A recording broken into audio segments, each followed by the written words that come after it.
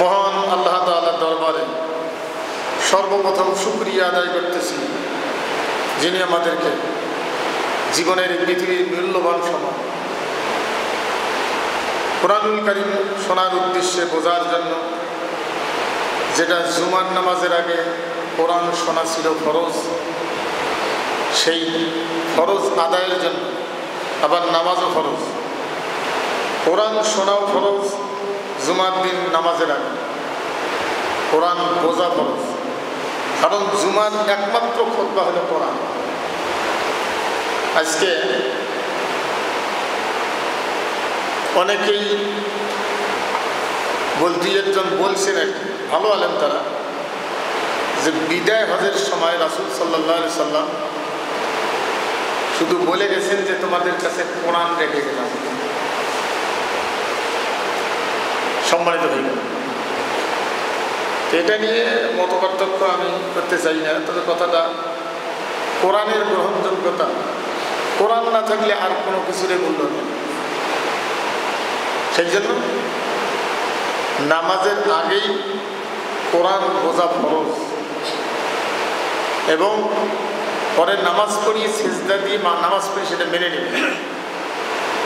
এই কোরআন শোনার জন্য, বোঝার জন্য আল্লাহ আমাদেরকে জীবনের কিছু সময় কবুল করলেন।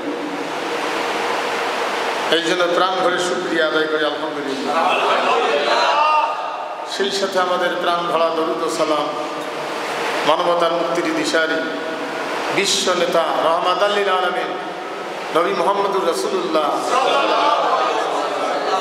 সম্মানিত ভাই, পৃথিবীতে যত ধর্মীয় কিতাব আছে, ইসলাম কোনো ধর্ম না, ইসলাম হলো জীবন ব্যবস্থা। বাকিগুলো ধর্ম। তারপরে ধর্ম বললে যেহেতু বেশি করে বুঝি, প্রচলন হয়ে গেছে, এই জন্য ধর্মটাই নিয়ে আসলাম। পৃথিবীতে যত ধর্মীয় কিতাব আছে, কোরআনের মতো স্পষ্টভাবে একজন বলবে, সবাই শুনবে, সবাই সেই জিনিসটা বুঝবে। বলনেওয়ালার ভুল হলে শ্রোতা সেটা শোধরায়া দিবে, ভুল হতে পারে। কোরআন বাদ দিয়ে পৃথিবীতে যত কিতাব আছে, এরকম ধারাবাহিকভাবে বুঝে, যে কোনো জায়গার থেকে বুঝে, এটা ধর্মীয় অন্য কোনো কিতাব হয় না। সম্মানিত ভাই, কোরআনের সাথে দুনিয়ার সম্পর্ক আছে, আখিরাতের সম্পর্ক আছে। এই জন্য কোরআন নামাজের আগে শোনা হলো ফরজ। এই জন্য খুতবা হলো কোরআন।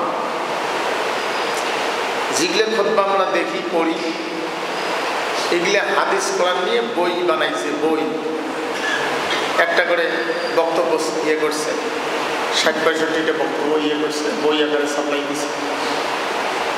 এটা হলো খুতবা। আমরা মনে করি জুমার খুতবা, এটা না, জুমার খুতবাটাই কোরআন, হাদিস তার ব্যাখ্যা। এখানে গতদিন আমরা আলোচনায় ছিলাম নামাজ পর্যন্ত। দেখেন, পৃথিবীতে রাসূল সাল্লাল্লাহু আলাইহি সাল্লাম আসিয়াই সব কিছু একবারে মানুষের কাছে তুলে ধরেন নাই। আল্লাহ দেন নাই, আল্লাহ দেন নাই, রাসূল তুলে ধরেন, কারণ ধীরে ধীরে আসছে,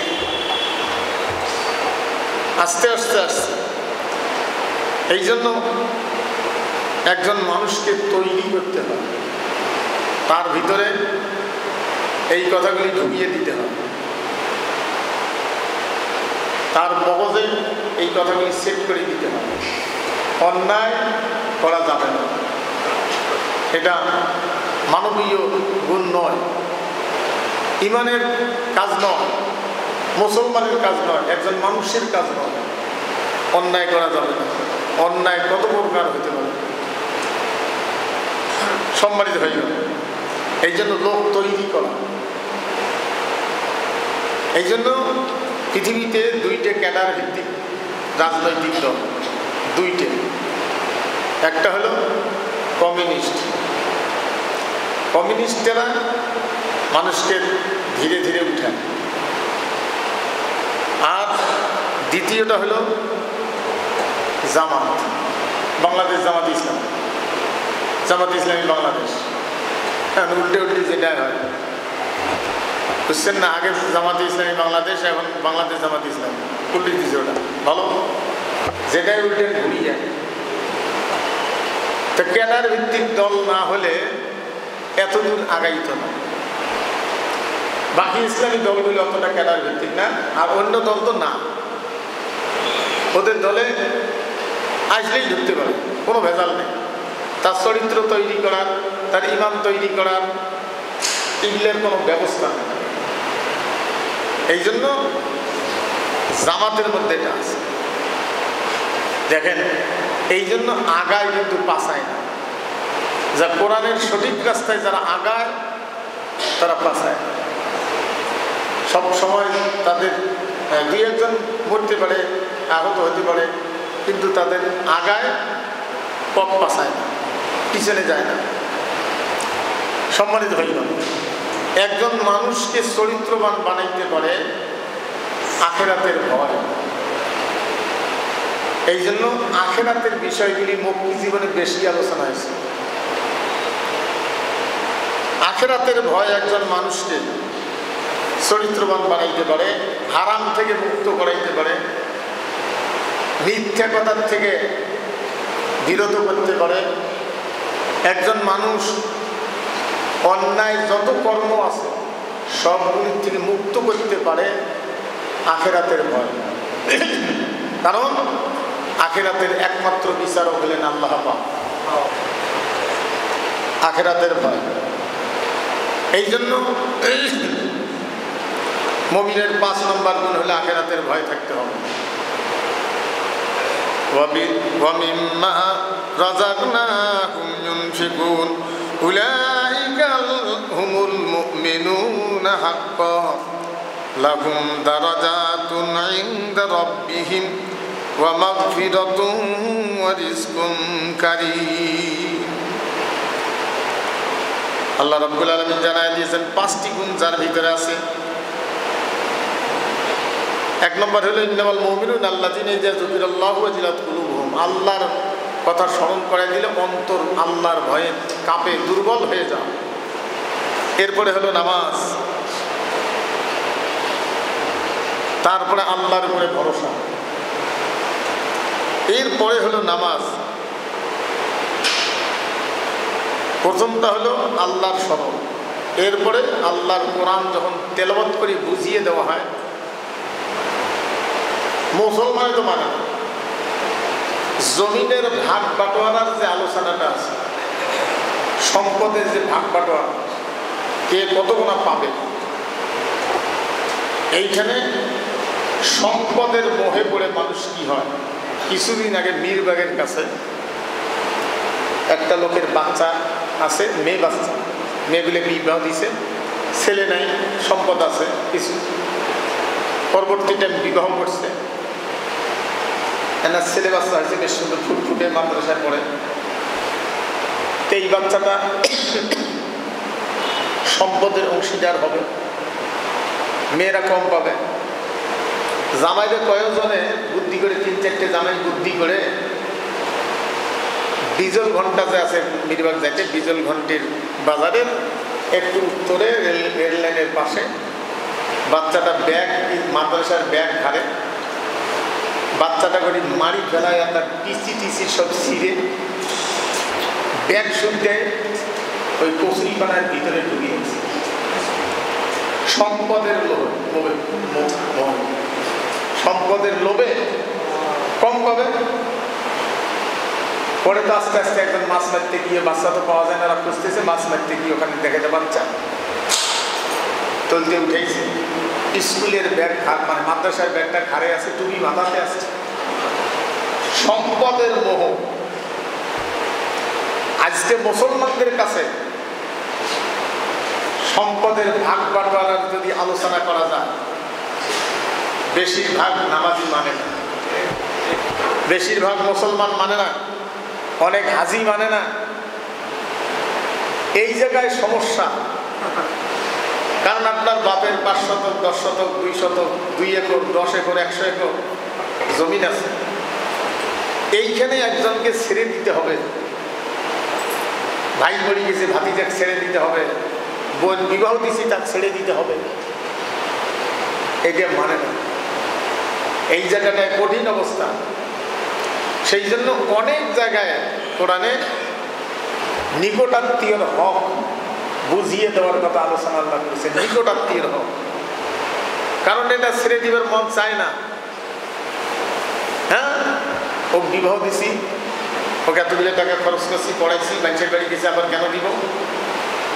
অন্যের সম্পদ সেখানে ভাগ বসানোর কত চেষ্টা কৌশল। মুসলমান দাড়ি টুপি দেখে অস্থির, কি দাড়ি কি টুপি, মনে হয় বেহেস্ত চলে গেছে। হ্যাঁ, এই জন্য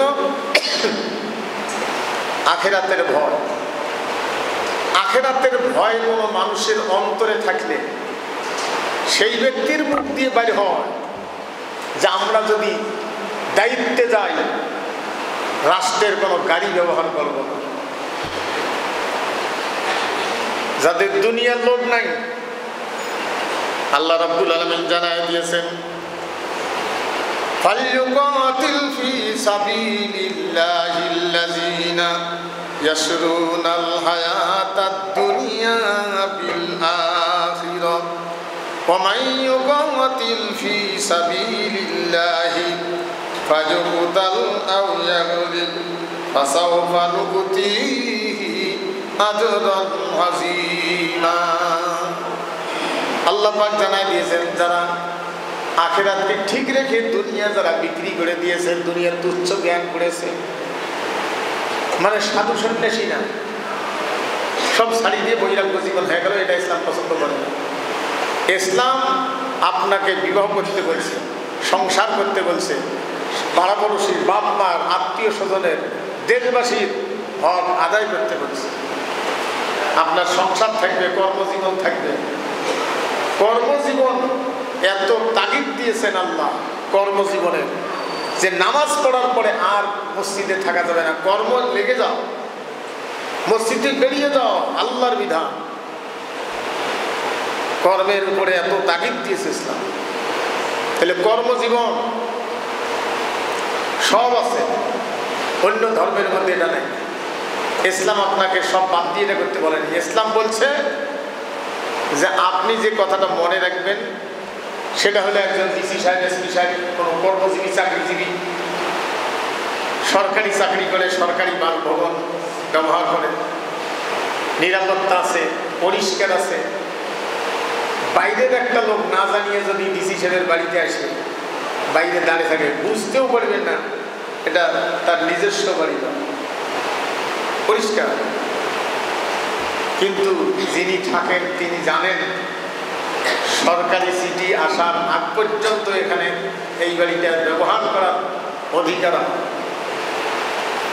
চিঠি এসলেই শেষ, এখান থেকে চলে যেতে হবে। 1 সেকেন্ড দেরি করার, 1 দিন দেরি করার উপায় নেই। সরকারি চাকরিতে 1-2 ঘন্টা, 1 দিন দেরিও করতে পারেন দুনিয়া। কিন্তু আপনি দুনিয়া ব্যবহার করবেন, আপনি জানেন, জানতে হবে যেটা আমার নয়, এই গরু আমার নয়। আমি যতক্ষণ এখানে আছি আল্লাহর বিধান, ততক্ষণ এটা আমার দায়িত্বে, কিন্তু আমার নয়, এটার মালিক আরেকজন। এই বাড়ি আমার নয়, এই গাড়ি আমার নয়, লোহা লস্কর এগুলি আমার নয়, সম্পদ আমার নয়। আল্লাহর ভয়ে যতক্ষণ এটা আমি দুনিয়া আছি, যতক্ষণ এটা আমার দায়িত্বে আছে, আমি ম্যানেজার। সেই জন্য যার যেটুকুন হক সেটা বুঝিয়ে দিবে আল্লাহর ভয়। সেই জন্য আল্লাহ পাক জানাই দিয়েছেন ফালইউকাতিল ফি সাবিলিল্লাহিল্লাযীনা ইয়াশরুনাল হায়াতাদ দুনিয়া বিল আখিরাহ ওয়া মান ইউকাতিল ফি সাবিলিল্লাহি ফায়ুকতাল আও ইয়াগলিব ফাসাওফা নুতিহি আজরান আযীমা। দুনিয়াকে যারা বিক্রি করে দিয়েছে আখিরাতের বিনিময়ে, তারা কি শীত লাগলে ল্যাপগা দেয় না? কিন্তু তারা জানে যে এটা দুনিয়ার যতটুকু সময়, দুনিয়াকে যারা বিক্রি করে দিয়েছে আখিরাত ঠিক রাখার জন্য, আল্লাহ পাক জানাই দিয়েছেন এলা লড়াইয়ের ময়দানে থাকুক। লড়াইয়ের ময়দান, এই দুনিয়াটা লড়াইয়ের ময়দান। এখানে লড়াই করে টিকে থাকতে হবে। তাই বলে আগামীকালে আপনি ছুরি খাপ্পর ধরি বেড়েবেন, এটা ইসলাম করেন, এটা ভুল বুঝিয়েন না। এখানে অন্যায়কারীকে দমন করার জন্য যে শক্তির প্রয়োজন, ইমানদারেরা সেই শক্তি সর্ব অবস্থায় সমাজে ঐক্যবদ্ধভাবে সেই শক্তিকে ঠিক রাখবে ইমানদারেরা। আজকে এই কথাটার দিকে মুসলমানেরা একমত না, এক প্ল্যাটফর্মে না। আল্লাহ পাক জানাই দিয়েছেন আখিরাতকে যারা বিক্রি করে দিয়েছে এরা লড়াইয়ের ময়দানে থাকুক, হারলেও পুরস্কার, জিতলেও পুরস্কার। এখানে ক্ষমতায় যেতে হবে তা না, লড়াইয়ের ময়দানে থাকতে হবে। এখানে আল্লাহ বলছেন তোমরা পজিশন আর অপোজিশন, ক্ষমতাসীন আর ক্ষমতাহীন, পক্ষ বিপক্ষ, না বিরোধী দল, শক্তিশালী দল, ক্ষমতাসীন দল, বিরোধী দল, যেটাই হও হারলেও পুরস্কার, জিতলেও পুরস্কার। ক্ষমতায় যেতে হবে আপনাকে, এর কথা কে বলছে? আপনি চলতে থাকবেন, কোন দিন ক্ষমতা এসে আসবে। কিন্তু ক্ষমতার লোভে পড়িয়ে, মারামারি করিয়ে, খুনাখুনি করিয়ে, সম্মানিত ভাইগণ, এই জন্য আখিরাতের ভয়, আখিরাতকে ঠিক রাখতে হবে নিজের কর্মের মধ্য দিয়ে। কর্মটা পাবেন কোন জায়গায়? কর্মটা হলেন আল্লাহর নবী মুহাম্মদ রাসূলুল্লাহ সাল্লাল্লাহু আলাইহি সাল্লাম, তার চরিত্রে আমাদের আদর্শের মডেল। সম্মানিত ভাইরা, এই জন্য একজন মানুষকে ছোটবেলার থেকে আখিরাত কি জিনিস এটা শিক্ষা দিতে হবে। আমার আব্বা যখন পড়ছিল সেই বইটা আমরা পড়ে দেখছিলাম। আব্বা তখন ছেলে মানুষ ছিল, আমরা তো তখন নাই দুনিয়া, এটা তো দুনিয়ার নীতি। তা বালকনুর একটা বই এসেছিল, আমাদের ক্লাসে ছিল না, অনেক আগের কথা, অনেক আগে জানেন। বালকনুর ক্লাস 1-এ মনে পড়াইতো। ওই বইটার মধ্যে একটা কবিতা আছে, আরবি বিদ্যা আমাদের অমূল্য রতন, সকলের আগে শিখি করিয়া যত। পৃথিবীতে যত ভাষা আছে তার মধ্যে উত্তম ভাষা হলো আরবি ভাষা। ছোটবেলার থেকে একটা বাচ্চাকে শিক্ষা দিতে হবে, একটা সাবজেক্ট থাকবে তার দুনিয়া কি জিনিস, আখিরাত কি জিনিস, হালাল হারাম, শিক্ষা ব্যবস্থাটা থাকতে হবে, চরিত্র তৈরি করে দিতে হবে। সেই জন্য যারা আল্লাহর আদর্শ অনুযায়ী চরিত্র তৈরি করেছে তার কর্মী বাহিনী, কথাটা বোঝেন, আল্লাহর আদর্শ অনুযায়ী নিজে চলে, তার কর্মী বাহিনীকে সেই ট্রেনিং দেয়। তারা যদি কোথাও দাঁড়িয়ে থাকতে বলে, একবারে ব্রেক, মিছিল যাচ্ছে দাবার ব্রেক, একবারে ব্রেক, সেখানে আলোচনা হয়, নেতাকে সম্মান জানায়। আপনারা জানেন যে বক্তব্য দিতে গিয়ে তিনি আয়োজন করতে গিয়ে মনে হয় কয়েকদিন দিন ঘুম করেন নাই, খান নাই ঠিক মতো। স্টেজের পিছনে একটা অস্থায়ী বিশ্রামাগার ছিল, আমি যাই নাই, জানি আর কি শুনছি করে। সেখানে আরাম করেন নাই, ওখানে বসা ছিল, দাঁড়িয়ে হয়তো মাথার চক লাগে পড়ে গেছে। এখন তো আরও হাটে 3টে বলুন ধরা পড়ছে, যা হোক। তা ওখানে আরাম করার সুযোগ পান নাই, তিনি পড়ে গেছেন। পড়েও তিনি বক্তব্য দিচ্ছেন। এই আয়োজন হাজার হাজার কর্মী বাহিনী এটি দেখে কান্নায় অস্থির হয়ে পড়েছে। ফেসবুকে মিডিয়ায় দেখা গেছে চোখের পানি। আর এই কয়েকদিন আগে যারা আসলেই নেয়, যাদের কোনো চরিত্র তৈরি করার কোনো সিলেবাস নাই, খালি ক্ষমতার দরকার। 2-3 দিন আগে ওই দক্ষিণাঞ্চলের কোন জেলা, চট্টগ্রাম না কোনটা মিটিং হওয়ার ধরছিল, নেতা এমন পিডন দিছে, নেতা দৌড়ে দিতাল না। নেতার পিডনটা দেখছেন আপনারা কেউ? হ্যাঁ, হায় রে হায়, কি মারামারিতে বেঁচেছে। আর কোরআন বলছে ইজ্জত আর সম্মান কার? সম্মান ইজ্জত তিন জনা। কয় জনা? তিন জনা। ওয়ালিল্লাহিল ইজ্জাতু ওয়ালিরাসূলিহি ওয়ালিল মুমিনিন।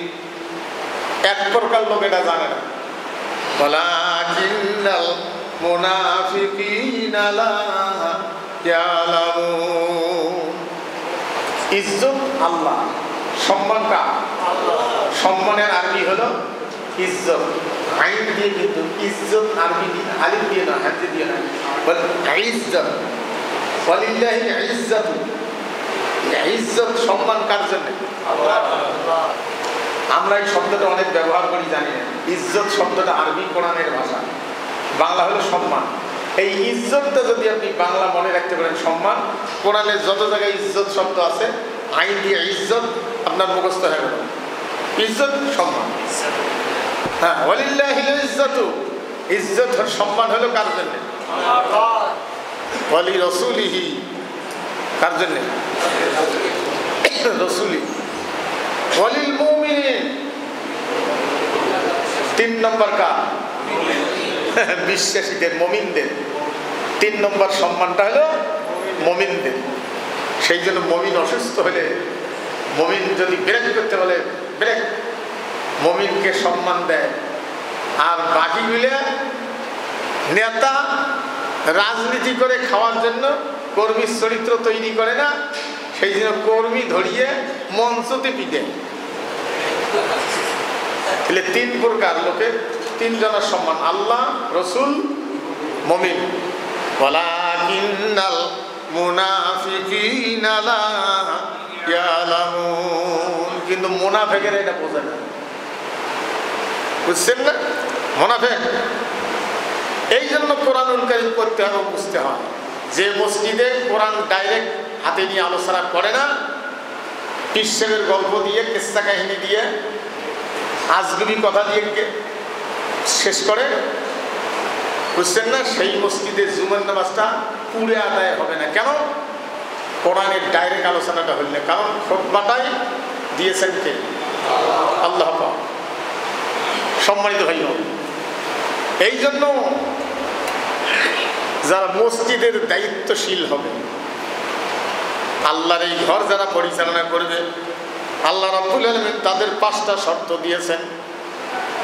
মসজিদের কমিটি যারা হবে, এতে ফকির, গরিব, কোন ধনী, আজকে তো ধন সম্পদ, মাস্তানি, গুন্ডেমি, যাই মানুষ পাওয়ার দেখাইতে পারে, এরকম লোককে মসজিদ কমিটি বানাবে।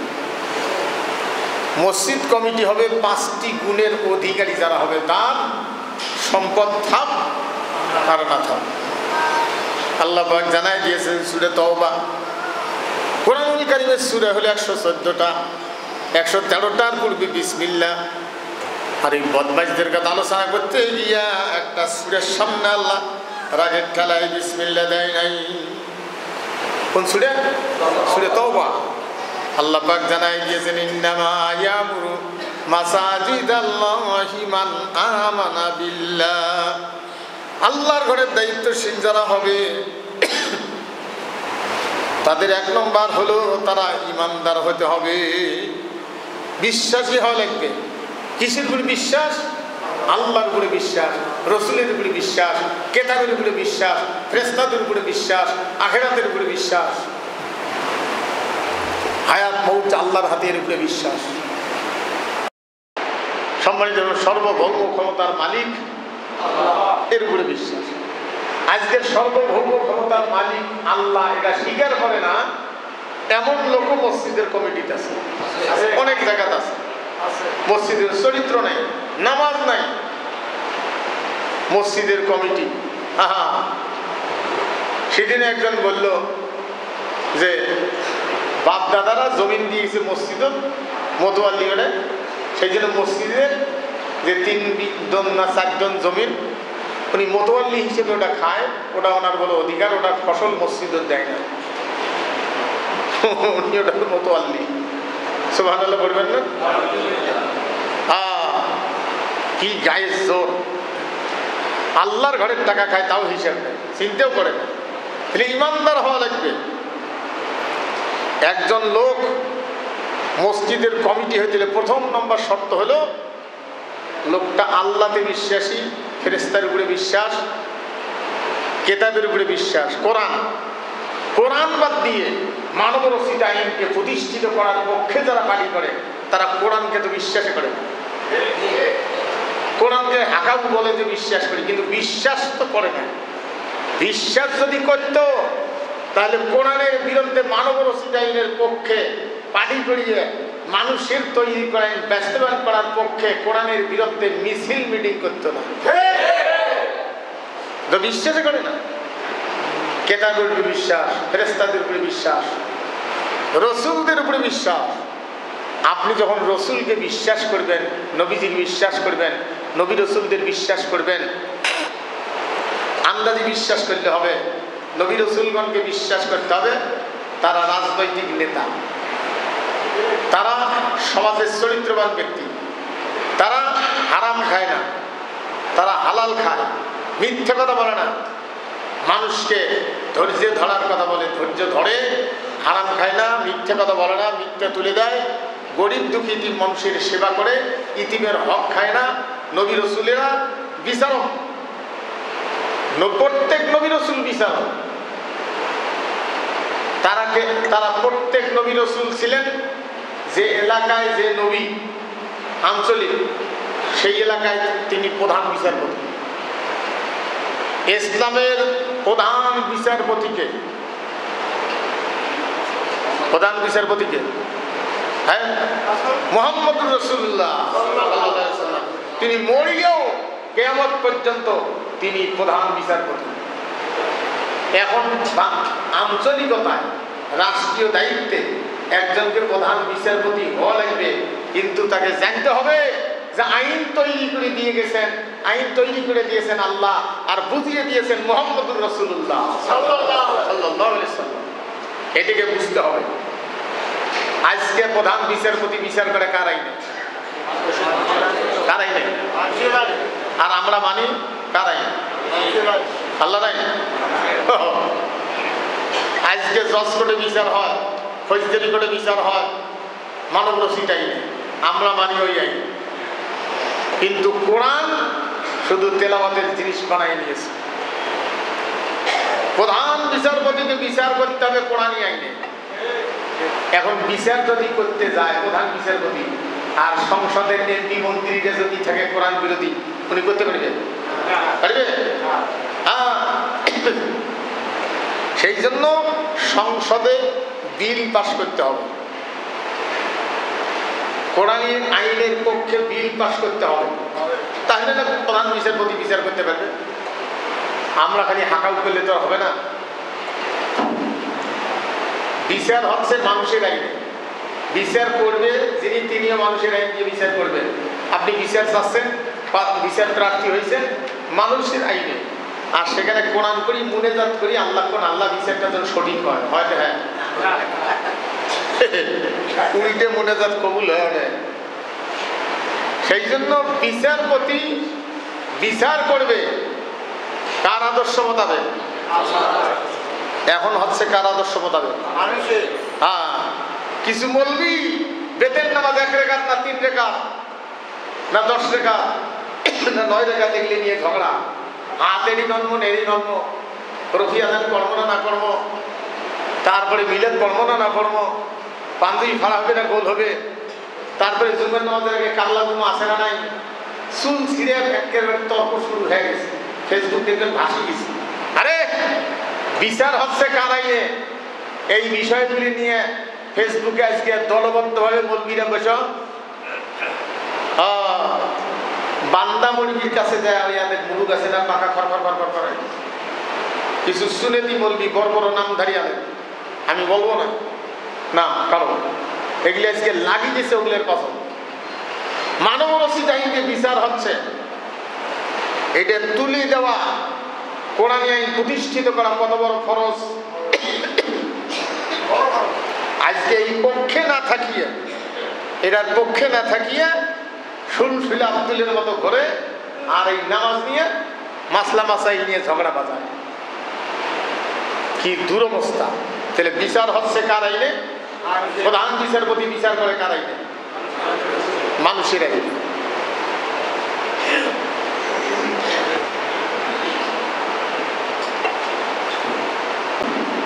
আল্লাহুম্মা সাল্লি আলা সাইয়্যিদিনা মাওলানা মুহাম্মদ ওয়া আলা আলি সাইয়্যিদিনা।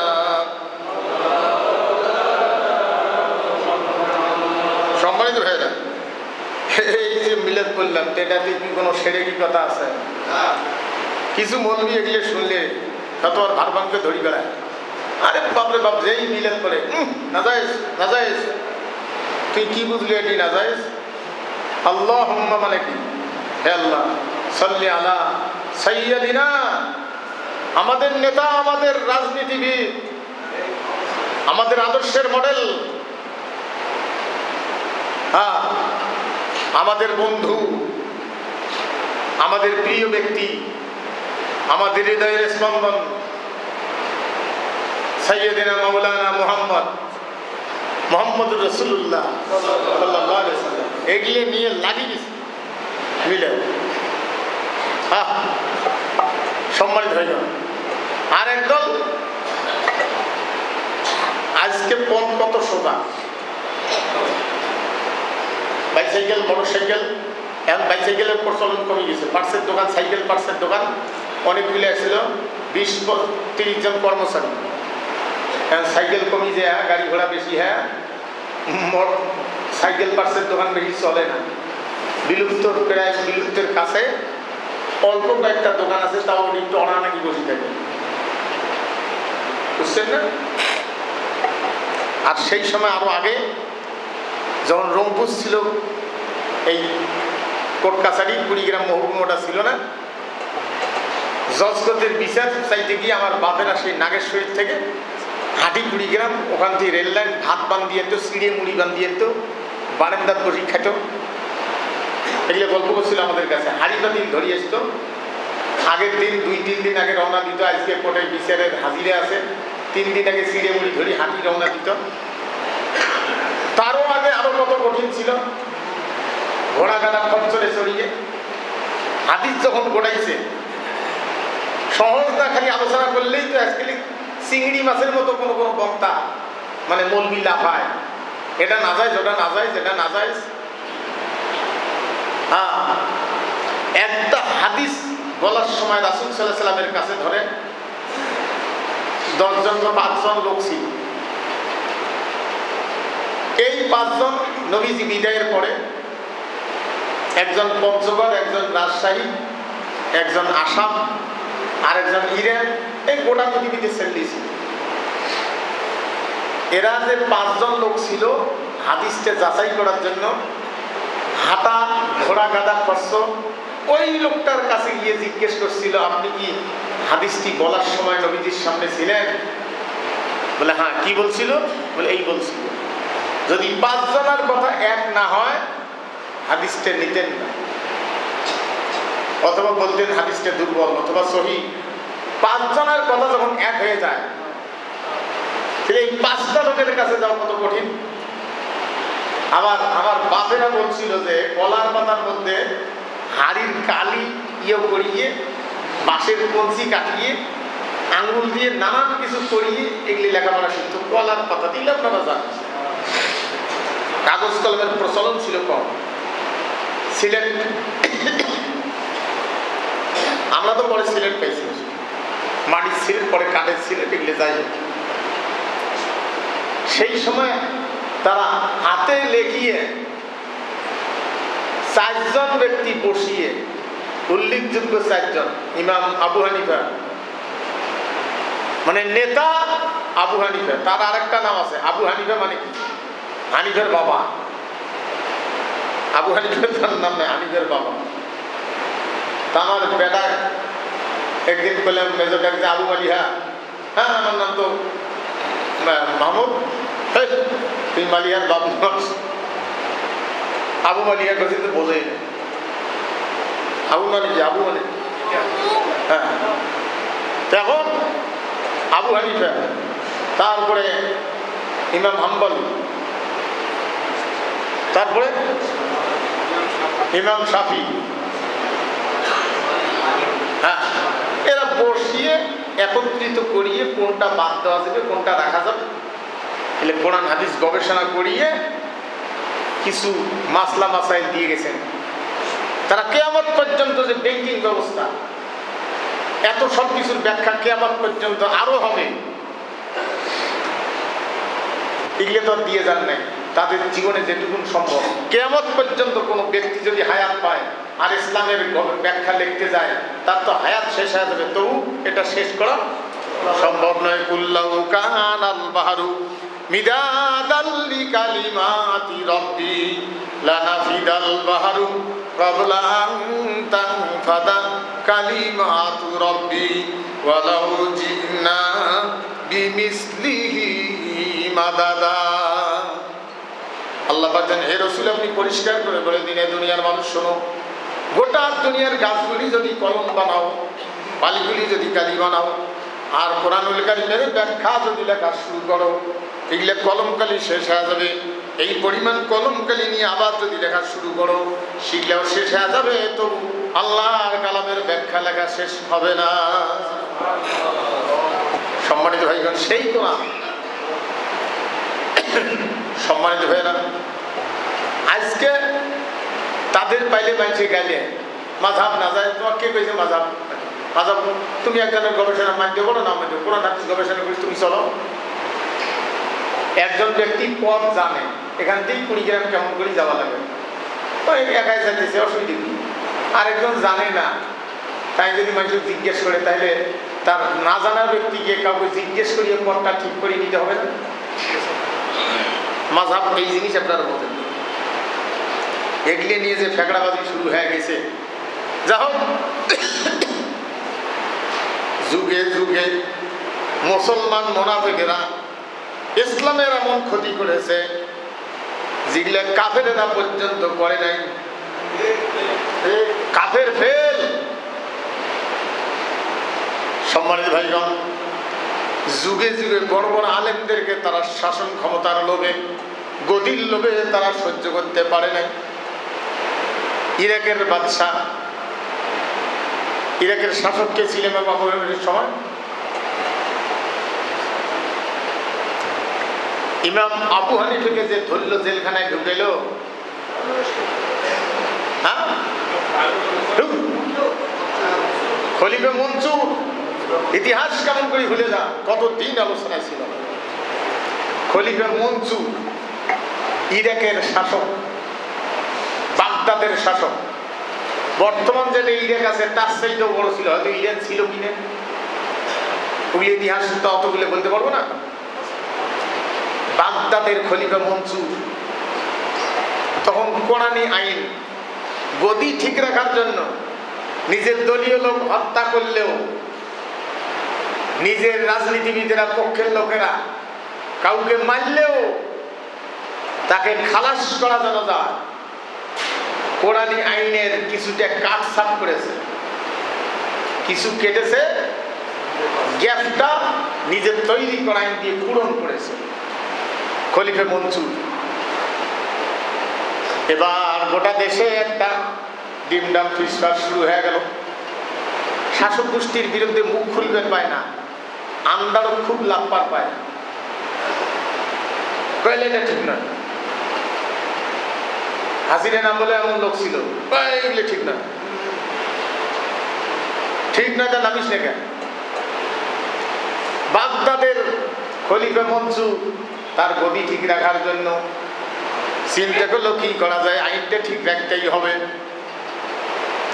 সেই সময় যাতে ইমানদারেরা, টুপিওয়ালারা, নামাজিরা কথা বলতে না পারে, তাদের মুখ বন্ধ করে দেওয়ার জন্য ইমাম আবু হানিফা রহমতুল্লাহ আলাইহি গিয়ে বলছে আপনি প্রধান বিচারপতি হন, আমি প্রেসিডেন্ট, আমি খলিফা, আর আপনি প্রধান বিচারপতি হন। প্রধান বিচারপতির চাকরি কম সুখের নাকি?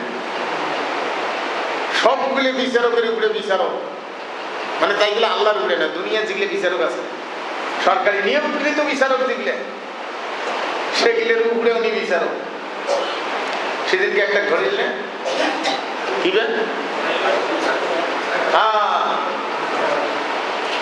তার আগে একটা ছিল আরে হিন্দু সিনহা। আপনারা জানেন প্রেসিডেন্টের শপথ করায় কে? প্রধান বিচারপতি। আর প্রধান বিচারপতি নিয়োগ হলে তার শপথ করায় কে? প্রেসিডেন্ট। তারপর প্রেসিডেন্টের শপথ করাইতেছে মুসলমান প্রেসিডেন্ট আছে, কায় আছে জানেন? প্রেসিডেন্ট কে আছে? আব্দুল হামিদ। আব্দুল হামিদ তবা কাটাইছে কায়? সিনহা। কাটা অকাটায় কাটাক তবা কাটাইছে।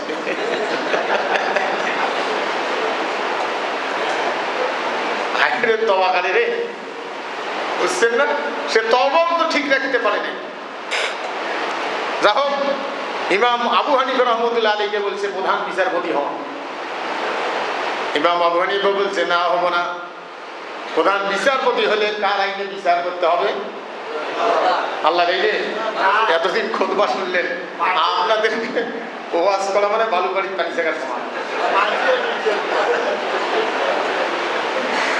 প্রধান বিচারপতি যদি খলিফা ইমাম আবু হানিফা হয়, খলিফা মনসুর তো কোরআনের কিছু আইন কেটে দিয়া তার তৈরি করা আইন ঢুকাই দিছে। সম্মানিত ভাইগণ, ইমাম আবু হানিফা যদি বিচারক হয়, দেশের যত আলেম আছে সবাইকে বলবে চুপ।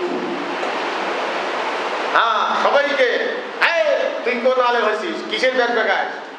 আলেম মানুষকে বসানো হয় নাই, কোনো সমস্যা ছিল না। খালি দেলোয়ার হোসেন, শহীদ আল্লামা দেলোয়ার হোসেন, বিশ্ব নন্দিত কণ্ঠ, বিশ্ব মুফাসসির, যদি খালি একটু একচুল পরিমাণ হাসিনাক যদি সমর্থন দিত, তার বড়া লাগে, জেল খাটা লাগে। আজকে হাসিনা মাথাত নিয়ে বেড়ে, কিন্তু ইমানটা কোথায় যেত? আরেক মৌলবি ইমান বিক্রি করে খাইছে, লেখাপড়া বহু, তাই কয়েছে আপনি একজন বেহেশতি মহিলা,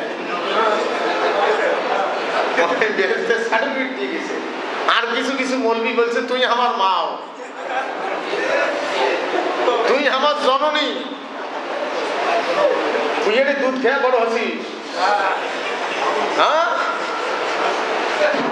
হাসিনের দুধ খাওয়া মৌলবি। কথাটা যদিও খারাপ লাগলো, মেজাজ গরম হয়ে যায়, বুঝছেন না? ঘন্টে চালাইতে হাঁটতে উঠতে বসতে চালা ওই কথাটা খেয়াল হয়, অনুষ্ঠানটা খেয়াল হয় না। মনে হয় যে জুতে খুলি ডাঙা, কি করি?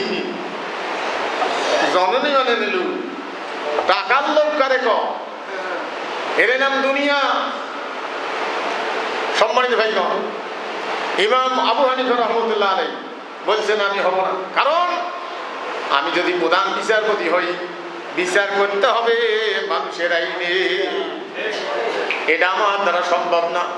দুনিয়ার বা গোটা দেশের আলেমেরা গোটা দুনিয়ার মানুষদের উপরে একটা জুলুম চাপায় দেওয়া হবে, যেটা কারবালার প্রান্তরে দেখাই দিয়ে গেছিল ইমাম হোসাইন। ইমাম আবু হানিফা বিচারপতি না হওয়ার কারণে তাকে এখান দিয়ে তাড়াই দিলেন, অপদস্থ করলেন। আর একদিন চলন্ত সংসদ অবস্থায় সংসদের অধিবেশনীতে ডাক দিয়ে সবাই সামনে এটা আলোচনা করল। তিনি সেখানে অস্বীকার করলেন। সংসদ থেকে তাকে কিল মুক্তি ঘুষি দিয়ে, জামা চিরে টিরে, ঘাড় ধাক্কা দিয়ে অপমান করে সংসদ থেকে বাইরে করে দিলেন ইমাম আবু হানিফা রহমতুল্লাহ আলাইহি। সম্মানিত ভাইগণ, এরপরে ইমাম আবু হানিফা বাড়িতে গিয়া একদিন কঠিন জ্বর, জ্বরের চোখ লাল হয়ে গেছে, তাকে ধরার জন্য পাঠাই দিয়েছে খলিফা মনসুর তার পেটোয়া বাহিনী। যুগে যুগে চাকরি ঠিক রাখার জন্য অবৈধ সরকারের আদেশ পালন করিয়া নির্দোষ ব্যক্তিদের জুলুম চালায় রাতের আধারে দিনের আলোতে। এমন প্রশাসন যুগে যুগে মুনাফিক মুসলমানদের ছিল কিনা? এই গততেও ছিল, এখন কিছুটা সংশোধনী আসছে, কমছে। এত বড় অধৈর্য হন, 15 বছর কি করছেন, আর এখন এত এই 1 বছরে কত সমালোচনা শুনবেন। আইরে দুনিয়া, সমালোচনার হিসাব নাই। ইমাম আবু হানিফা রাহমাতুল্লাহ আলাইহি ধরতে গিয়ে দেখে জ্বর, উঠতে পারেন না, কোমরে রশি লাগায়া। আরে আজকে বাম জিগলে নেতা খুনি জিগলে ধরা পড়ছে, ওগুলো পায়ের মধ্যে ডান্ডা বেড়ি নাই, হাতও ধ্যানকাপ নাই। আজকে বিকুমনির পান ডান্ডা বেড়ি নাই, আরো যেগুলো পুরুষ নেতা আছে ওগুলো পান ডান্ডা বেড়ি নাই। আর ডান্ডা বেড়ি পড়া ছিল এটিএম আজহার সাহেব, ডান্ডা বেড়ি পড়া ছিল, হ্যান্ডকাপ পড়া ছিল আল্লামা দেলওয়ার হোসেন সাইদি। এগুলো অপরাধী। আহারে দুনিয়া, ইমাম আবু হানিফাকে হাতে রশি লাগায়া গাড়ির পিছনে বাজে যখন নিয়ে যায়, জ্বরের ঠেলায় যখন পড়ে গেছে, ছেঁচড়ে নিয়ে গেছে।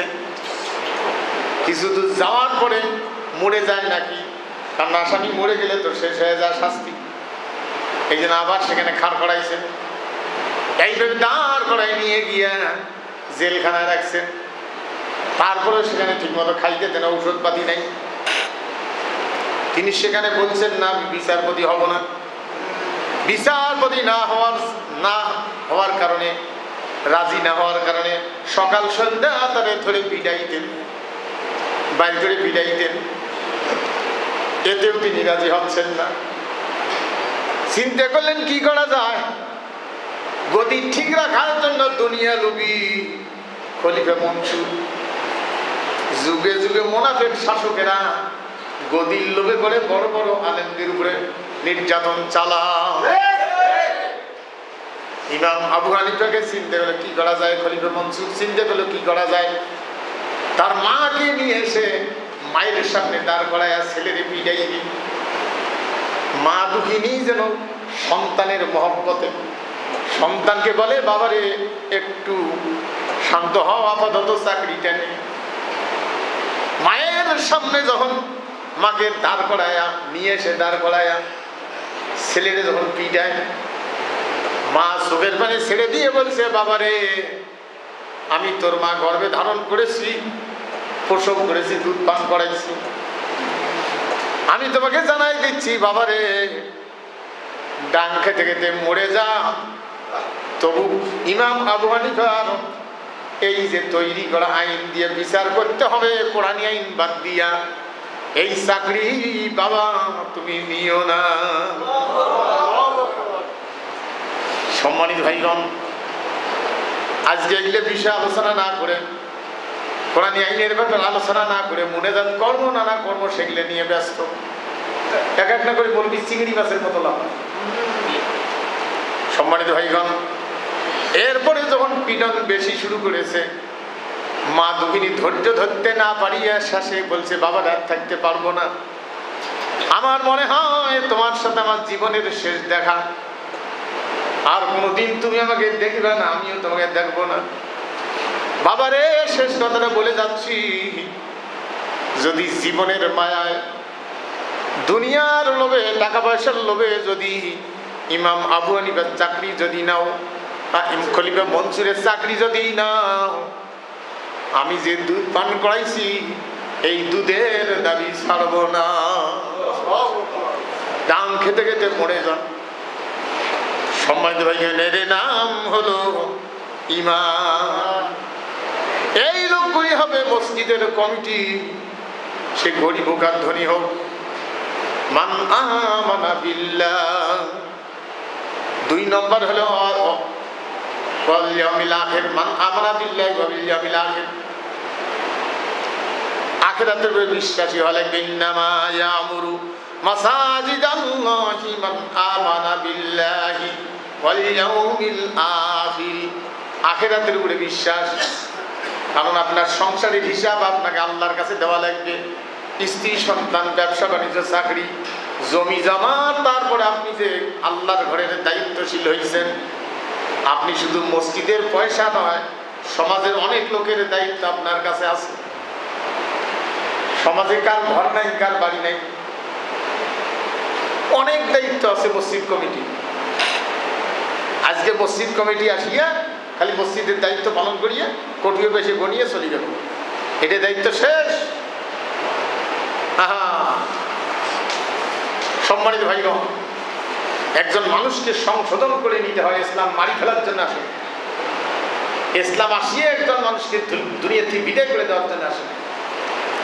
আমি একদিন মাগরিবের নামাজ, আসরের নামাজ পড়লে তখন হুন্ডে যাই, মাগরিবের নামাজ বুঝি করলাম মনে হয় মসজিদে, যেখানে মাহফিল, মসজিদে খুব সুন্দর করে সাজাইছে। আগে তো সিনেমাটিক ভাঙ্গা ছুটে এগুলো দিয়ে বানাইতো, টাইলস এসের আগে ওগুলো নকশি করতো, ওরকম ওগুলো ফুল টুল আট করছে। মসজিদের সভাপতি সেক্রেটারি ওটা ঘুরি ঘুরি দেখালে, হুজুর এই যে সুন্দর মসজিদ করে বেরো।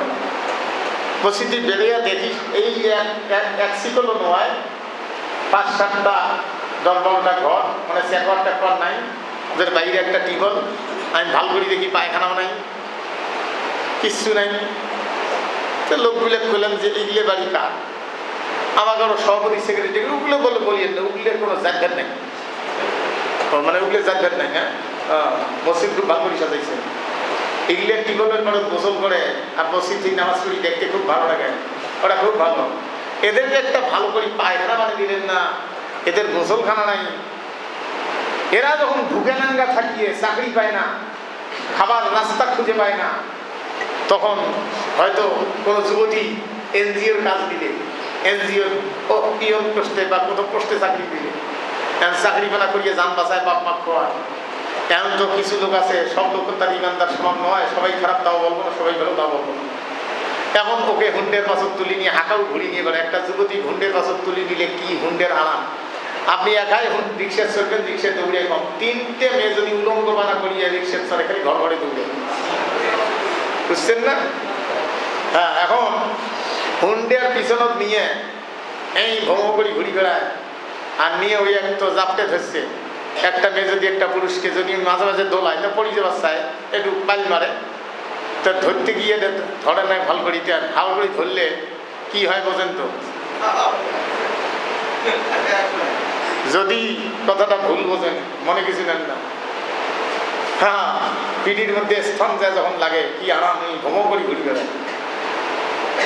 এখন এগুলো দেখিয়ে হাজি মসজিদ থেকে বেড়ে অমুকের মেরে, হ্যাঁ, এই জন্যে এগুলিকে আমি দেখতে পাই না। ইমাম সাহেব তার চাকরি বাঁচার জন্যে হাজির সামনে হাজির সভাপতি কয় বলে, এই জন্য আমি এগুলোর বাড়ির দাওয়াতে খাই না।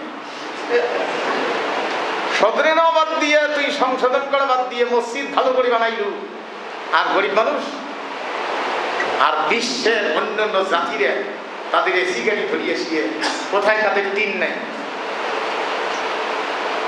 ইউনিয়ন পরিষদের লোক যাতে পায়খানা বাইরত না করে, গোটা ধনী মানুষ বাদ দিয়ে গরিব মানুষ যাদের পায়খানা নেই তাদের রিং সেলাম বিদেশি টাকা দেয় না, অন্য জাতিরে দেয় না। আর চেয়ারম্যান মেম্বার অধিকাংশ গুলো, বেশি সবাই বলবো তা না, বেশিরভাগ চেয়ারম্যান মেম্বার পায়খানা গুলো খায়, বুঝছেন না? মানে কথাটা আমি একদিন ভাত খাওয়া বসি, সেকেন্ড বক্তা ওয়াজ করতেছে, করতেছে যে আমার ইউনিয়নের চেয়ারম্যান ইউনিয়নের সবাই পায়খানা খাওয়া ফেলেছি। আমি ভাত খাওয়া বাদ দিয়ে আরো ভাত ঢোকে, ওই কথা শুনি। পরে কয় যে আপনারা খারাপ মনে করেন না, যেগুলো রিং সেলাম দিছে সবগুলো চেয়ারম্যান খায় ফেলাইছে, গেছে গেছে, মানে এগুলি কথা পায়খানা খাওয়া ফেলাইছে বলুন। হ্যাঁ, এরা বেঁচে থাকে খেলো, আর মুসলমান এগুলো দিল না।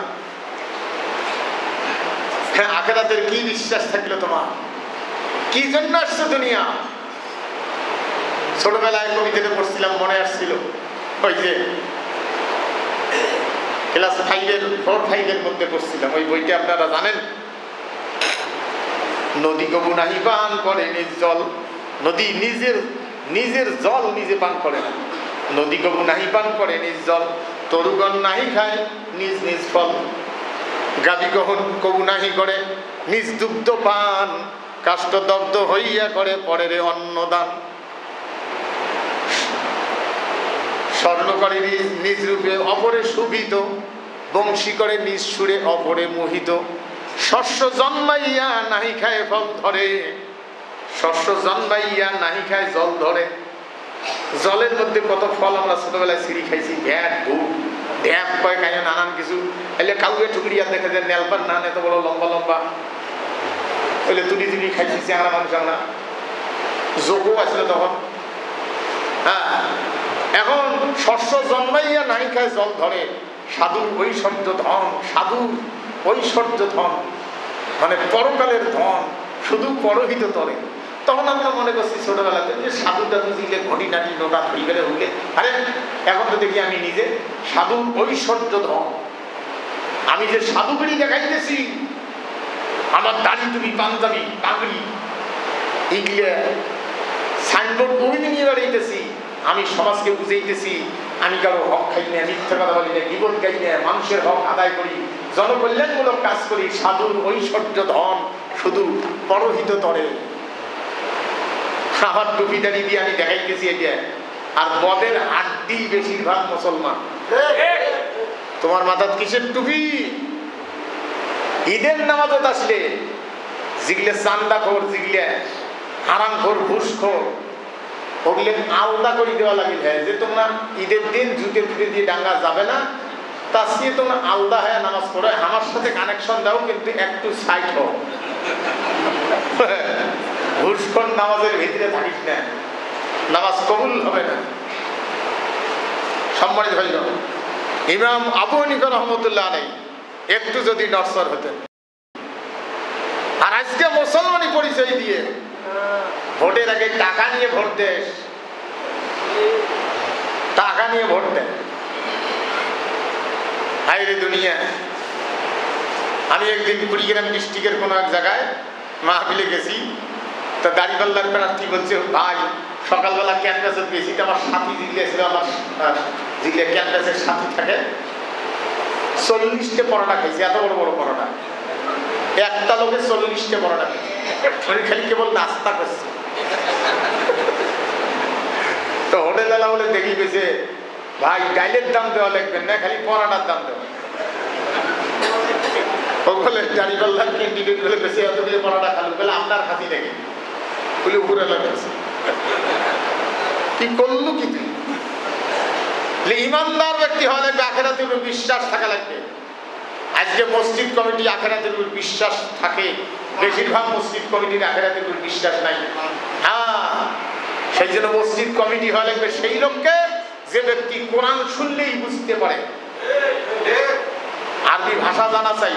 তা না হলে ইমাম যে বলবে অনেক যে ইয়ে চাকরি খাওয়া যাবে, বলে রাজনীতি করে। আরে তোমাদের রাজনীতির কেন্দ্রের স্থল হলো তোমাদের নেতার ভবন। কি ভবন ওগুলি আমি খবর নেই, ওগুলি আপনারা জানেন। তোমাদের রাজনীতির উৎপত্তি হলো কোন দরকার নেই, বুঝছেন না? ওগুলি ভেজাল। এখন নেতার বাড়ি, নেতার অফিস, এই ওদের জায়গা ভবন। তোমাদের রাজনীতির উৎপত্তি, কারণ তোমাদের রাজনীতিতে তো কোরআন নিয়ে যাওয়া, তোমাদের তৈরি করা, কাজে মসজিদ ভিত্তিক তো হতে পারে না। আর ইসলামের রাজনীতি, মসজিদের রাজনীতির কথা পাওয়া যাবে না। মসজিদে রাষ্ট্র পরিচালনার দায়িত্ব পালন করেছেন, মসজিদ হলো নবীজির সংসদ, আল্লাহর পক্ষ থেকে। গোটা দুনিয়ার মসজিদে দেশ নিয়ে আলোচনা হবে, যে মসজিদে দেশ নিয়ে আলোচনা করা, হারাম হালাল নিয়ে আলোচনা করার অধিকার নাই, সে মসজিদে জুমার নামাজ পড়া ঠিক না। মসজিদে রাজনীতির উৎপত্তি হলো মসজিদ। মসজিদ নবীজি বিদায়ের পরে মসজিদের বারান্দা হলো খোলাফায়ে রাশিদিনের মসজিদ, রাজপ্রাসাদ। এই জন্য ইসলামী দল যতগুলি আছে তাদের দেশ নিয়ে আলোচনা করা, রাজনীতির আলোচনা করার কেন্দ্রস্থল হলো গোটা দেশের মসজিদ। আজ যে বলে মসজিদে বলে রাজনীতির আলোচনা করা যাবে না, তোমাদের কথা তো ওহী নয়, সেই জন্য তোমরা বাইরে আলোচনা করো। আমরা যে রাজনীতির আলোচনা করি সেটা ওহী, সেটা ওহী, সেটা আলোচনা হবে মসজিদে, আর সেটাকে বাস্তবায়ন হবে গোটা দেশে। মসজিদে রাজনীতির আলোচনা করা যাবে না। সেই জন্য কোরআন যারা বোঝে না এই লোককে মসজিদের কমিটি সদস্য, ক্যাশিয়ার এগুলো হতে দেওয়া যাবে না, বুঝছেন না? সম্মানিত ভাইজান, আজকে কি এই শর্তটা, আজকে কি এই শর্তটা আছে? খুব কম। যে ব্যক্তি কোরআন বোঝে, সে গরিব হোক, রিক্সাওয়ালা হোক, যাই কোরআন বোঝে, ইমাম সাহেব কোরআনের বিপরীত কথা বললে সংশোধনী দিতে পারবে, সেই মসজিদ, সেই লোককে মসজিদের কমিটি বানানো দরকার। আজকে বানাইকা সবচেয়ে ঘুষখোর, বছরে 1 কোটি টাকা কামাই করছে, আর 50 ব্যাগ বা 100 ব্যাগ সিমেন্ট দিছে। একে সবাই মিলে আরো 5 কেজি গুড়ের জিলেবি আনি সবাই মিলে মুনাজাত করিয়া ইমাম সাহেব বলতেছে, আল্লাহ ইয়ের গোষ্ঠী শুদ্ধে জান্নাত পার করি দেশ। জান্নাত খালি নয়, জান্নাত পার করি দিবি, খালি জান্নাত। আহারে দুনিয়া, মান আমানা বিল্লাহ ওয়াল ইয়াউমিল আখির। 3 নম্বর হবে ওয়াকামাস সালাত, নামাজ, নামাজ কায়েম করবে। নামাজ, সম্মানিত ভাইগণ, নামাজ কায়েম করবে। সমাজের কে নামাজ পড়ে না তাকে যা ধরতে হবে, কেন নামাজ পড়ো না? নামাজ পড়তে হবে। নামাজ কায়েম করতে গিয়ে সমাজে যত প্রকার পেশা, আপনার জানেন, নামাজ যদি কেউ না পড়ে, গবেষকদের 4 জন আছে, তার একজনের মতে হাদিস কোরআন অনুযায়ী গবেষণা করছে, কতল। নামাজ না পড়লে কি কতল। দুনিয়ার থাকতে দেওয়া যাবে না কোনো মুসলমান যদি নামাজ না পড়ে, অন্য মুসলমান, অন্য ধর্মের লোক না। তাহলে নামাজ, একদিন এই এক জায়গায় যে শুনছি, ইমাম সাহেব বলে জোহরের আসরের নামাজ পড়ে না। উনি আর কি জোহর আসর পড়েনি, ইমামতি করে। তো এটা দেখতে দেখতে কোনভাবে ফুসকে মুসল্লি কিছু থাকে। ইমাম সাহেব ফজরের সময় আসতে পারে নাই একদিন, বা একটু দেরি হয়েছে, তাকে যে আপনি সেক্রেটারি কভার গেছে, কিছু ফুসকে মুসল্লি আছে।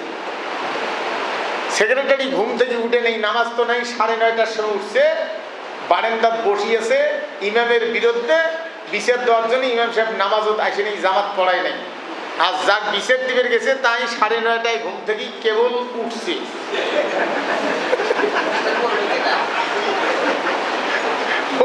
উঠিয়ে প্রকাশ করি সেক্রেটারি ধরাইছে, ধরে আসিয়ে শুনছে কাজের মেজা বলছে বারান্দাটার লোক বসিয়েছে আপনার জন্য।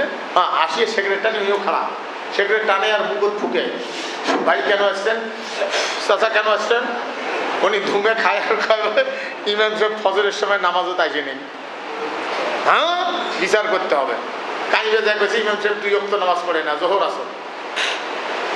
খুতবা যেই বসছে, মুয়াজ্জিন আযান দিবে, সেক্রেটারি মানে খেপিয়েছে মশান নিয়ে, হ্যাঁ ইমাম সাহেব থামেন, আপনি বলে জোহর আসর পড়েন না? বলে হ্যাঁ পড়ি না। কেন পড়েন না? হিসাব দিয়া আপনি জবাব দিয়ে খুতবা দিবেন। তাহলে আমি জবাব দিব, আমি জোহর আসর পড়ি না 2 ওয়াক্ত 24 ঘন্টায়, কিন্তু আপনি যে 5 ওয়াক্তই পড়েন না। হ্যাঁ, সমাজ জিজ্ঞেস করছে মুসল্লি যে 5 বেশি না 2 বেশি? বলে 5 বেশি। বলে তার বিচার কার আগে হবে? আগে সেক্রেটারির বিচার। বুঝছেন না? হাইরে দুনিয়া। কারো নামাজ হলো সপ্তাহে 1 দিন, কি বার? কারো নামাজ হলো বৎসরে 2 দিন, কারো নামাজ হলো 5 বছরে 1 মাস। রমজান দূর হিসেবে বানাইতে পারলেন না। রমজান 5 বছরে আইছে, 5 বছরে নামাজ পড়ে ভোটের সময়, জীবনে পশ্চিমবঙ্গে আসার পড়েনি, বুঝছেন না? তাও খালি মাগরিব, কারণ ফজরের সময় উঠছে দেরি। লালমনিরহাট ওয়াজ করতে গিয়ে শুনছিলাম অনেকদিন আগে, গম বুনাইয়া পাখি যাতে না খায় অনেক ভোতা তৈরি করি, গুড়ে 7-8 গাত দিয়ে খাড়া করি, পাশা দিয়ে বাড়ু। তো ভোটের ক্যানভাস করি রাত 12টায়, শীতের রাত, রাস্তা দিয়ে না আসি, সোজায় আসলে 1 কিলো, ঘুরিয়ে আসলে 3 কিলো, সোজায় হয়তো দেখছে। তার সাথে 2-3টে লোক পিছনে প্রার্থী জোরে জোরে হাঁটতে আসি দেখতে, ওই সামনে একটা এরকম খাড়া হয়ে আছে। আমরা মনে হচ্ছে ওটাও ভোটার, ওটা সালাম দিয়ে মোসাফা করে দিয়েছে, আসসালামু আলাইকুম, ভোটার সাথে মোসাফা করে। সাথের লোকগুলো হুজুর হাসতে হাসতে গোমবাড়ির সুচ্ছি উঠতে পাই না, ভোটার সাথে মোসাফা করলো। হ্যাঁ, আর অন্য সময় চিনিস না। সম্মানিত ভাইগণ, তাহলে নামাজ 5 বছরে 1 মাস নামাজ পড়ে, এরকম নামাজই আছে না নাই? নামাজ পড়িয়ে মসজিদের বাইরে জায়গা কোরআন রাজনীতির কিতাব হিসেবে আমরা মানি না। কোরআন দিয়ে তো নামাজ পড়লো, কি বদের বদ রে। সম্মানিত ভাই, আকামুস সালাত, নামাজ কায়েম করবে। যে ব্যক্তি 5 ওয়াক্ত নামাজ পড়ে না, সেই লোককে মসজিদের কমিটি সভাপতি, সেক্রেটারি, সদস্য কিছুই বানা যাবে না, নামাজে পড়ে না। ইমাম সাহেব 2 ওয়াক্ত পড়ে না কেন? ইমাম সাহেব কইছে আমি গরিব মানুষ, তোমরা ইমামতি করার কারণে 6 মাসে 6 মণ ধান দেন, 6 মাসে 6 মণ, মাসে 1 মণ ধান। কামলা দিবের গেলে দলত কামলা নানায়, একদিকে মৌলবি ভয় পায়, অপরদিকে যে কারো মেয়ের বিয়ে, জানাজা, গরু জবাই করা, কামাই ছাড়িয়ে এসে লাগে। চুক্তির দলের মধ্যে একটা লোক যদি ছাড়ি যায়, তা বাকিগুলোর মন খারাপ, সেই জন্য দলত নানায়। গ্রামের লোকও নানায় কেন? বলে কামলা যদি নিই নাই, জানাজা আসলে অর্ধেক কামাই ছাড়িয়ে জানাজাত গেলে আমার এখন বাইগনের অর্ধেক নিড়ে হলে অর্ধেক হল না, এলে কেমন যন্ত্রণা। কইলে এখন কি করি? সেই জন্য দূরত কামাই করবে যাও, যাতে মানুষ টের না পায়। আর নামাজ পড়বে গেলে আধেক লোক আছে বেকায়দা, কামলা নেয় না, আর কেউ আছে নামাজ না পড়লে তা কামলা নেয় না। সেই জন্য জোহর আসর বাদ দিছ। হ্যাঁ, অনেকদিন আগে বললাম না, মসজিদে ফজরের নামাজ পড়ার পরে ঝগড়া লাগছে। কেন? মুয়াজ্জিন বলে ফজরের আজান দেওয়ার পরে যা গোসল করি এসছে। কিছু মুসল্লি টের পেয়ে ঝগড়া লাগাইছে, যদি করলো কি? লোক বলে রাগের দাবড়ে দিয়েছে। তো একটা কথা কবেন না, বেতন দেন 1,500 টাকা, 2টা সোয়া মোট, 5 ওয়াক্ত আজান দেওয়া লাগে, এশার নামাজ পড়িয়ে ট্রাকের মাল আনলোড করিয়ে 2টা পর্যন্ত কামাই করিয়ে ওই টাকা দিয়ে জীবন বাঁচাও। 5 ওয়াক্ত আজান না দিলে তো খারাপ। শুইতে দেরি হয়েছে, উঠতে দেরি হয়েছে, গোসল তো হয়ে গেছে ফরজ, আজান দিতে যদি দেরি করুন তা তোমরাই তো ভ্যাক ভ্যাকাই দেবে, তোমরা যে একটা মসজিদের কমিটি বিচার দিবে। সেই জন্য আজান দিয়ে তারপরে গোসলটা করি আসবো। কি বদের বদ এগুলো, ভাই রে দুনিয়া। মুয়াজ্জিন এগুলো আর উপরে কারো চোখ নাই। জীবনে দেখলাম না যে 1 কেজি দুধ, হাফ কেজি দুধ মুয়াজ্জিন সপ্তাহে বা মাসে একদিন দিল না, এরকম খুব কম। হায়রে দুনিয়া, দুধ খান তো টের পান না। আল্লাহ মাফ করুক। আমার 3 নম্বর স্ত্রী, এটা তো গরিব মানুষের মেয়ে, তা তো জানেন। বাপ নাই, মাও আছে, ইতিম, খাওয়ার লোক নাই, অসহায়। যেদিন বিবাহ করে নিয়ে আসছি, কোরআন সামনে, গায়ের গন্ধে 3-4 দিন গায়ের কাছে শুইতে পারি না। কতদিন সেই জন্য সাবান ব্যবহার করে না, কতদিন যেন পেস্ট ব্যবহার করে না, দাঁতগুলি পর্যন্ত ঠিক করে পাইনি। 70,000 80,000 টাকা লাগে, সেদিন ডাক্তারের কাছে নিয়ে গেছি। এগুলো পেস্ট না খায় ব্যবহার করতে খায় লাগছে। এলে কাটলে বেশি যেমন অর্ধেক নাই, ওই রকম নাই। পেস্ট ব্যবহার করি, আস্তে আস্তে সুস্থতায় নিয়ে আসলাম। তলতি বাছর তুলছি। আমার কাছে কত ডিগ্রি পাস মেয়ে, যখন আমার স্ত্রীর ক্যান্সার বড় জানা, ডিগ্রি পাস মেয়ে, কামেল পাস মেয়ে রেডি ছিল, হুজুর বিবাহ করবেন একজন বক্তা মানুষ, আমরা রাজি আছি, ইন্টারমিডিয়েটের মেয়ে না, অত ভালো ঘরে যাওয়া যাবে না। ফকির কাই আছে ঘটনা চেনাগুলোকে যেগুলো মলবি চেনা আমাকে কই যে ফকির কাই আছে, ফকিরের মেয়ে, বাপ নাই মাও নাই, এরকম ফুটপাতে পড়িয়েছে, দেখ খোঁজ বুঝছেন না। তা ওইটা নিয়ে আসি, একটা গাইটা ওগুলো কিনে দিয়েছি। যেদিন 2টা গরু আছে বেচাছি, ওইলে বেশি পোষায় না, ভেবায় গোসল করা বাড়ির সাইডে গুড় লাচ্ছি দেয়। তাহলে যেদিন বেচাছি মনে মনে ঠিক রাখছি যে কিনে দেবো, কিন্তু বাড়ি দেয়া সেই রাত্রে সন্ধ্যের ভাত ওরা আর খাই নাই। আমি তো বুঝছিলাম ভাত খাইনি কেন, শ্বশুরি আছে এটাই, শ্বশুরিও খাইনি বাড়িওলিও খাইনি। আমি আর পুষ করি না, পুষ করলে ভেজাল। আমি তো টের পেলাম যে গরু বেচাছি, খালি ওই গায়ে দেখে আর মনে করছে যেটা কী হল। এরপরে তাড়াহুড়ো করে একটা গাই আর কিনে এনে দিলাম।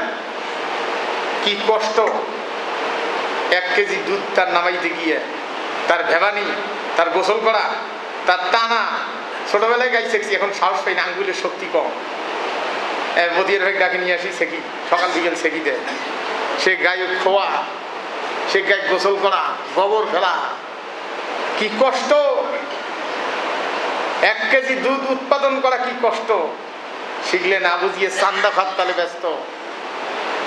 পৃথিবীর কিছু উপহার দেন।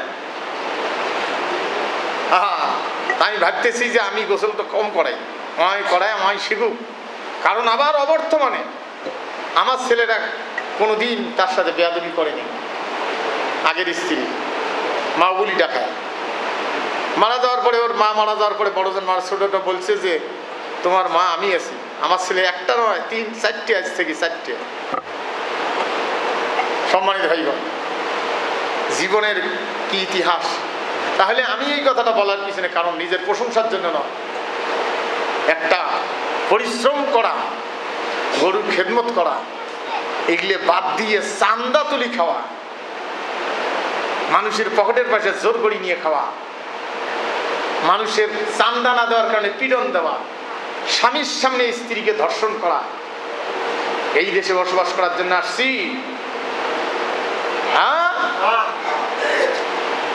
সম্মানিত ভাইয়েরা, সামনে সবাই প্রস্তুত থাকবেন। কোনো চান্দাখোর, কোনো ব্যক্তি ধর্ষণকারী, কোনো ইতিমের হক খাওয়া, এরকম ব্যক্তি দেশ থেকে ধুয়ে মুছে সাফ করে দেওয়ার সিদ্ধান্ত নিতে হবে। সেই পরিবেশ তৈরি করতে হবে। সেই জন্য মসজিদ কমিটি 3 নম্বর হবে আকামুস সালাত, তারপরে হবে যাকাত। যাকাত ব্যবস্থা সমাজে কায়েম করতে হবে। তারপরে 5 নম্বর হলো আকামুস সালাত ওয়া আতাজ যাকাত ওয়া লাম ইয়াখশা ইল্লাল্লাহ, আল্লাহ ছাড়া কাউকে ভয় করে না। মসজিদ কমিটির 5 নম্বর শর্ত হবে এরা আল্লাহ ছাড়া কাউকে ভয় করে না। এই গুণের অধিকারী যদি কোনো রিক্সাওয়ালা হয়, কামলাওয়ালা হয়, ঠেলা গাড়িওয়ালা হয়, তাকেই সভাপতি সেক্রেটারি বানাইতে হবে। কোনো হোমরা সোমরা আল্লাহর আইন মানে না, নাই নামাজ, নাই পর্দা, বুঝছেন না?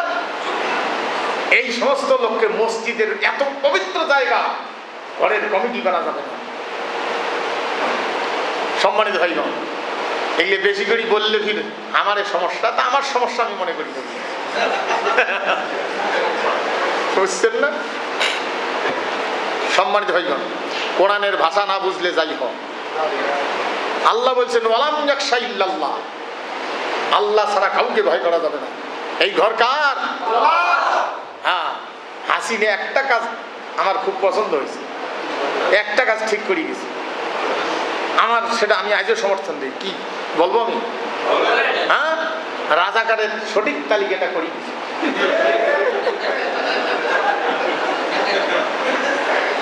আওয়ামী লীগের কতগুলো, বিএনপির কতগুলো? 7,000। আর জামাত 30,000। তাও বলে এরাই খারাপ। হায় রে দুনিয়া, এক লোক 1 কেজি গরুর গোশ নিয়ে আসছে, পাক করছে, হাল থেকে আসি খাবে, হাল ছাড়ি দিয়ে পাক করছে, বিড়েল খায় ফেলাইছে। আমি বাড়ি আসি, স্ত্রী আলু ভর্তা ডালি দূরের, আগে তো বাড়ি ছিল কম, এটা কি করে? বলে গোশ কই? বলে বিড়েল খায় ফেলাইছে। বিড়েল করে বলে ওঠে, আনিয়ে পাল্লা তুলি দিয়ে দেখে তা 1 কেজি হয়েছে, বিড়েলের ওজন হয়েছে 1 কেজি। বলে বিড়েল যদি 1 কেজি হতে গোস গেল কই?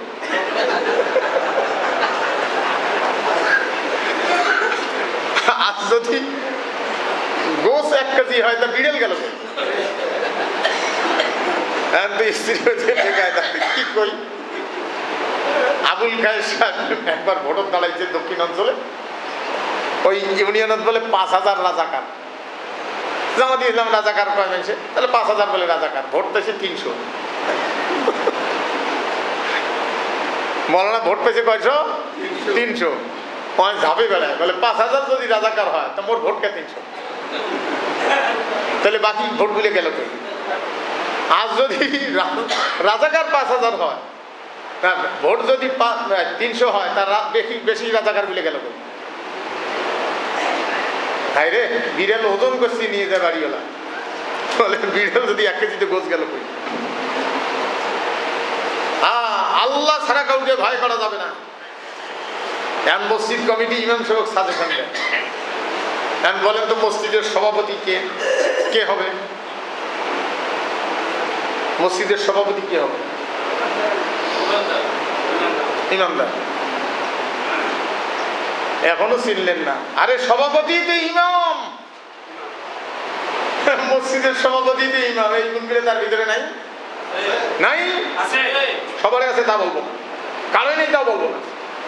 তাহলে সভাপতি হলো ইমাম।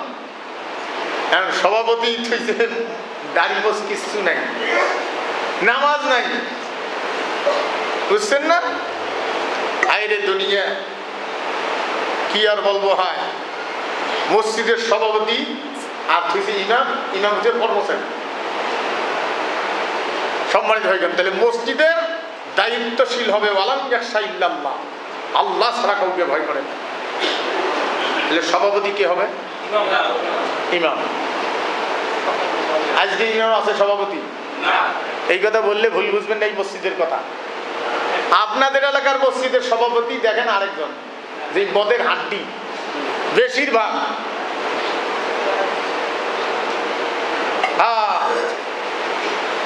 বদের হাড্ডি সেক্রেটারি, ক্যাশিয়ার, একদম টিচার। আর মসজিদের সভাপতি ওগুলেট বানাইছে, ইমাম সাহেব একজন কর্মচারী বানাইছে। মসজিদের সভাপতি হবে ইমাম। তাহলে আল্লাহ ছাড়া ভয় করা ওয়ালাম ইয়াখশা ইল্লাল্লাহ, সূরা তাওবা। ফাসা উলাইকা আইয়াকুনু মিনাল মুহতাদিন। আল্লাহ পাক বলছেন এই 5টা শর্ত যদি থাকে, আশা করা যায় সমাজে শান্তি প্রতিষ্ঠিত হবে, তোমরা সফল হবে। সফল মানে নিরাপত্তাহীন হওয়া? সফল মানে কি না খায় থাকা? সফল মানে কি রাত্রে ঘুম না পাড়িয়ে চোরের পাহারা দেওয়া?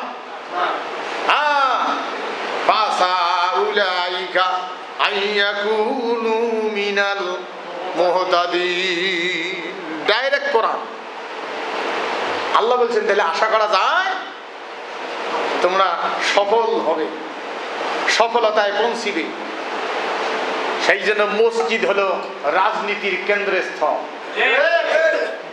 আমার মনে হয় যারা ইসলামী দল করেন, আমি নাম ধরি কাউকে বলবো না, অমুক দল তমুক দল, ইসলামী দল আছে যেটা শুক্রবার ইসলামী দলের লোক বৃদ্ধির জন্য যারা হন নাই, আজ যারা আছেন শুক্রবার নামাজ পড়িয়ে বাড়ি দৌড়ে না দেখলো মুনেজাত নাই, উডি মারে দৌড়। কে মুনেজাত করতে হবে তা আমি বলবো না, কিন্তু পরিবেশটা দূষণ করেন না। নামাজ এই শেষ করিয়ে হুড়হুড়ি সালাম ফিরের সাথে উডি দৌড়েন, মানে কাম বাজি গেছে, মানে পিকড়ে কামড়াইছে মনে হয়। কেন ধৈর্য নেই? নামাজ পড়তে হবে, নামাজ পড়ি বসতে হবে। কোন মুসল্লি কোন নামাজি ইসলামী রাজনীতি করে না, তাকে জিজ্ঞেস করে বাধ্য করাইতে হবে, এই তুই রাজনীতি করিস না কেন ইসলামী? আর যদি বাম দলের রাজনীতি করে তা তোর কোরআন নাকি? নামাজ পড়িয়ে মসজিদে তাড়াহুড়ো করি না, যে গেদানি করতে পারেন না, বসতে পারেন না, হাসিনার সময় আর নাই, যে সময় জুমার নামাজের সময় আমাকে আগে কানে দিছে, যাই কানে দিছে তাই শত্রু না বন্ধু, আড়ালে কাঁদে। বলছি যে হুজুর আজকে 5খান 7খান গাড়ি রেডি আছে, মাইক্রো সাদা পড়া বসে গেছে, 20 জন লোকের ধরার টার্গেট আছে। হুজুর নামাজ পড়ার পরে মুনাজাত না করিয়ে যেন, মুনাজাত করার সাথে সুন্নত না পড়িয়ে যেন লোকগুলা আউট হয়ে যায়। আমি সেই কথা আপনাদের বলার কারণে আধেক লোক ব্যাগ বাগাইছে, হ্যাঁ আমরা সুন্নত করলে হুজুরের কি, হুজুর কেন এগুলো করবো? তুই কি আর বুঝলু? সাইড হিসেবে যেদিন রায় হয় সেদিন আমার তো এখানে কয়েকটা ওই ডিএসবির লোক ভিড়ি দিচ্ছে, এমনি কথা বলতেছে। ওই সময় একটা মিঠে পুকুরের একটা বুড়িয়ে, এই ভাঙনি হাটের একটা বুড়ি আসি আমাকে কয়ে, হুজুর সাইদির কি রায় হবে? মোর মনে হয় যে বুড়ের এক ঘুষি বুকত দিয়ে বুড়ে ফেলে দাও। মোর যে রাগ উঠছে যে করলু কি তুই? আইরে দুনিয়া সম্মানিত হইবেন, সেই জন্য গ্যাদারিং করবেন। যাবেন কেন? একটা হাফ লিটার পানির বোতল আনতে পারেন না? 10 টাকার 5 টাকা করে 2টা বিস্কুটের প্যাকেটগুলো আনতে পারেন না? লেখা আছে এইবার আরো কিছু। আপনি খান, একটা লোককে খন গ্যাদারিং করেন, পরিচয় নেন, লোক বানান, তাক বাদ দিয়ে উঠিয়েই কতক্ষণে সুন্নত করি বাড়ির দৌড়ি বের পান। আমি কি আপনাদের কিছু বুঝাইতে পারছি? একটু দেরি হয়ে গেল, সুন্নত পড়েন। ওয়াখিরু দাওয়ানা আলহামদুলিল্লাহি রাব্বিল আলামিন। একটু সুন্নত স্পটে পড়বেন, যদি বলে ঠিক না।